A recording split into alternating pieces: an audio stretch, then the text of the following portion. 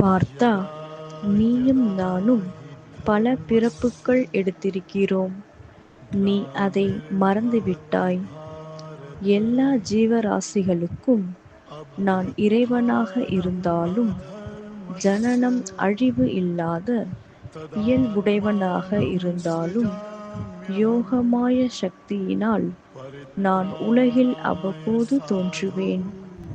எப்போதெல்லாம் தர்மம் சரிந்து அதர்மம் அதிகரிக்கிறதோ அப்போதெல்லாம் நான் பூமியில் என்னை வெளிப்படுத்துவேன். நல்லவர்களை பாதுகாக்கவும் பழி பாவத்திற்கு அஞ்சாதவர்களை அழிக்கவும் தர்மத்தை மீண்டும் நிலைநாட்டவும் நான் ஒவ்வொரு யுகத்திலும் தோன்றுகிறேன். இதுதான் பகவத்கீதையிலேயே ரொம்ப ஃபேமஸான வேர்ஸ். யதா யதாஹி தர்மஸ்யன்னு வரும்ல. ஆமா ஆமா, அதை கேட்கும் போதே மனசுல நம்பிக்கையும் தைரியமா வரும். அப்போ கடவுள் நிஜமாவே பூமியில பிறப்பாராமா? எப்பெல்லாம் தர்மம் சரிஞ்சு அநியாயம் தலைவிரிச்சு ஆடுதோ அப்பெல்லாம் கண்டிப்பா கடவுள் வருவாரு. அப்போ சுச்சுவேஷன் அவ்வளோ வேர்ஸா இருந்தாதான் கடவுளால வர முடியுமா? சரி, இப்போ நம்ம சுச்சுவேஷன் எப்படி இருக்கு? அநியாயம் நிஜமாவே ரொம்ப அதிகமா இருக்காமா? நம்மளை சுத்தி எவ்வளோ விஷயங்கள் நடக்குது. தூத்துக்குடியில நியாயத்துக்காக போராடினா சுட்டு கொல்றாங்க.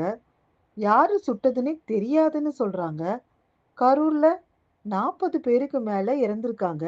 விசாரணை நடந்து முடிவு வரத்துக்காட்டியும் ஏன் ஒரு 7 வயசு பொண்ண சின்ன பின்னமாக்கி கொன்னு எரிச்சத சரியான சாட்சியங்களே இல்லைன்னு அவனை கோர்ட் ரிலீஸ் பண்ணிருச்சு. இதெல்லாம் அநியாயமா இல்லையா? ஆமாம்மா, அதை இப்போ கேட்கும் போது கூட மனசை ஏதோ பிசைகிற மாதிரி ரொம்ப கஷ்டமா இருக்கு. அந்த பொண்ணு எவ்வளோ பாவம்ல. இவ்வளவு ஏன், இப்போ கிட்டத்தட்ட இன்னொரு வேர்ல்டு வார்னு சொல்ற அளவுக்கு அமெரிக்கா, ஈராக், ஈரான் போர் நடக்கலையா? ஸ்கூல்ல, பப்ளிக் பிளேஸ்ல எல்லாம் எல்லா இடத்துலயும் அணுகுண்டு வீசிட்டு ஏதோ பெருசா சாதனை பண்ண மாதிரி மாறு தட்டிக்கிறாங்க. இதெல்லாம் அநியாயமா இல்லையா? ஆ, ஒரு ஸ்கூலில் பாம்பு போட்டு 125 பசங்க இறந்துருக்காங்கம்மா. அவங்க எல்லாரையும் ஒன்றா புதைக்கிறதுக்கு அந்த குழி தோண்டி வச்சுருந்த ஃபோட்டோவை வந்து நியூஸில் போட்டாங்க. அதை பார்க்கும் போதே எவ்வளோ கஷ்டமாக இருந்துச்சு தெரியுமா? அவங்க பேரண்ட்ஸ்லாம் எவ்வளோ ஃபீல் பண்ணியிருப்பாங்க. ஒரே நேரத்தில் 125 குழந்தைங்கள புதைக்கிறதுன்றது எவ்வளோ கஷ்டமான விஷயமா. அப்போ கடவுள் இப்போ கண்டிப்பாக வருவாராமா? கடவுள் எல்லாத்தையும் பார்த்துக்கிட்டே தான் இருக்காரு. எல்லாரையுமே அவங்க ட்ராக்ல ஓட விடுவாரு. எப்போ அது எக்ஸ்ட்ரீம் லெவலுக்கு போகுதோ அப்போ தன்னை வெளிப்படுத்தி தன்னோட ஆட்டத்தை ஆட ஆரம்பிப்பாரு. அது ஏமா எக்ஸ்ட்ரீம் லெவல் வரைக்கும் போகணும்? ஆரம்பத்திலேயே இது தப்புன்னு தெரியுதுல்ல, அப்போவே ஸ்டாப் பண்ணலாம்ல. எவ்வளோ உயிர் அநியாயமாக போகுது. நீங்கள் ஆரம்பத்தில் போரை பற்றி அதோட பாதிப்பு பற்றி சொன்னப்பெல்லாம் எனக்கு நிஜமாவே அதோட இன்டென்சிட்டி தெரியல. இப்போ இதெல்லாம் பார்க்கும்போது தான் ரொம்ப பயங்கரமாக இருக்குது. இப்போ தெரியுதா அர்ஜுனன் ஏன் போர் வேண்டாம்னு இவ்ளோ முரண்டு பிடிக்கிறாருன்னு? போர்னா சும்மா 2 பேர் சண்டை போடுறது இல்ல. அதோட பாதிப்பு ரொம்ப அதிகம். எங்கேயோ நடக்கிற போருக்கு நம்ம வரைக்கும் கேஸ், பெட்ரோல்னு தட்டுப்பாடு ஆயிடுச்சுல்ல. ஹோட்டல்ல இருக்கிறவங்க எல்லாம் வீட்டுக்கு போக சொல்லிட்டாங்க.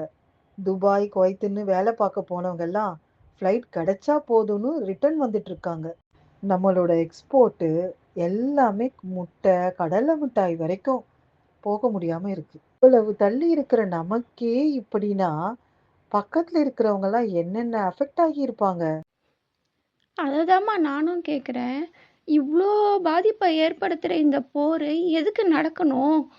கடவுள் ஏன் இதை முன்னாடியே ஸ்டாப் பண்ணல? ஏமா ஒரு பிக் பாஸ் ஷோலயே உடனேவா ரெட் கார்டு கொடுத்துடுறாங்க? அந்த பசங்க பண்றதெல்லாம் தப்புன்னு ஷோ நடத்துறவங்களுக்கு தெரியாதா? அவங்கள போற வரைக்கும் போக விடுவாங்க. அது மத்தவங்கள பெரிய அளவுல பாதிக்குதுன்னா தான் உள்ளேயே வருவாங்க. கரெக்ட்டா? ஆமாம், ஏன்னா அது அவங்க அவங்க உரிமை. தப்புன்னு தெரிஞ்சும் பண்ணுறாங்கன்னா அது அவங்க உரிமை தானே. அது மற்றவங்கள பாதிக்கும் போது தான் அவங்க ஒரு வார்னிங் மாதிரி கொடுப்பாங்க. அது ரொம்ப எக்ஸ்ட்ரீம் லெவலில் போனதுனால தான் ரெட் கார்டு கொடுக்குறாங்க இல்லையா? ஒரு சாதாரணமான ஷோக்கே இப்படின்னா அவரு கடவுளு. நம்ம கண்ணுக்கு தெரிகிற விஷயங்கள் ரொம்ப ரொம்ப கம்மி தான். நமக்கு தெரியாம நடக்கிற விஷயங்கள் ரொம்பவே அதிகம். அதெல்லாம் பெரிய கணக்கு. நம்ம சின்ன அறிவால அதெல்லாம் புரிஞ்சுக்க முடியாது. ஆனா இத மட்டும் நம்பு. கடவுள் எல்லாத்தையும் பார்த்துக்கிட்டு தான் இருக்காரு. தேவைப்படும்போது கண்டிப்பா வருவாரு. நல்லவங்கள காப்பாத்துவாரு. அதர்மத்த அழிச்சு தர்மத்த நிலைநிறுத்துவாரு. இத நீ ரொம்ப உறுதியா நம்பணும். எந்த சூழ்நிலையிலையும் இத மறக்கவே கூடாது.